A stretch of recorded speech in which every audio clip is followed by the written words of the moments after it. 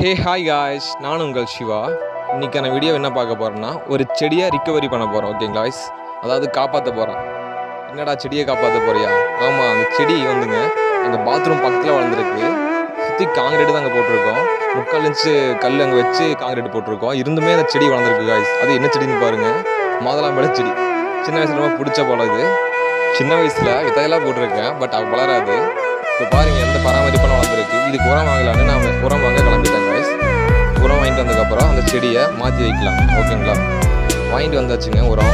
அந்த செடி அந்த ரிமூவ் பண்ணி ஒரு 5 செகண்ட்ஸாக இருக்கும். அப்போவே அந்த செடி டெத் ஆகிற மாதிரி ஆயிடுச்சு.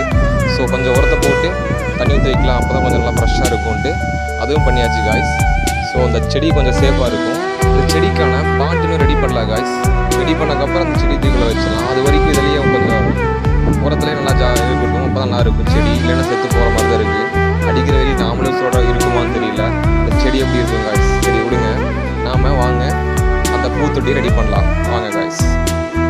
இப்போ மண்ணையும் அந்த உரத்தையும் எல்லாம் மிக்ஸ் பண்ணி ரெண்டு பக்கெட்டில் பிரித்து வச்சிருக்கு காய்ஸ். இப்போ ஒரு இதில் செடி வைக்க போகிறோம் காய்ஸ். வாங்க வைக்கலாம். செடி பாருங்கள் எப்படி ஆயிடுச்சுன்னு, ரொம்ப காஞ்சி போச்சுங்க. புளி தோண்டி லைட்டாக உள்ள தோண்டி வச்சிடலாம் காய்ஸ். ஓகேங்களா, இப்போதைக்கு டெம்பரரி தான் காய்ஸ். கொஞ்சம் பெருசாக நாங்கள் வேறு இடத்துக்கு மாற்றிடுவோம். இப்போதைக்கு தான் ஓகே காய்ஸ், அதெல்லாம் வச்சுருக்கோம். சரிங்களா, நிறைய பேர் வீடியோ பார்க்குறீங்க காய்ஸ், ஆனால் லைக் பண்ண மாட்டேங்கிறீங்க, சப்ஸ்கிரைப் பண்ண மாட்டேங்கிறீங்க, கமெண்ட் பண்ண மாட்டேங்கிறீங்க. தயவு செய்து சப்ஸ்கிரைப் பண்ணுங்கள், லைக் பண்ணுங்கள், கமெண்ட் பண்ணுங்கள் காய்ஸ். இந்த வீடியோ பிடிச்சிருந்தா லைக் பண்ணுங்கள். அப்புறம் வீட்டில் தக்காளி அழகான தக்காளி இருக்குன்னு அதையும் வாங்கி போட்டாச்சு காய்ஸ். சரி, இது வந்தால் தக்காளி யூஸ் ஆகுமேன்ட்டு அதுவும் விதை போட்டிருக்கு காய்ஸ். இந்த வீடியோ பிடிச்சிருந்தா லைக் பண்ணுங்கள், கமெண்ட் பண்ணுங்கள், சப்ஸ்கிரைப் பண்ணுங்கள். நல்லதே நினைங்க, நல்லதே நடக்கும் காய்ஸ்.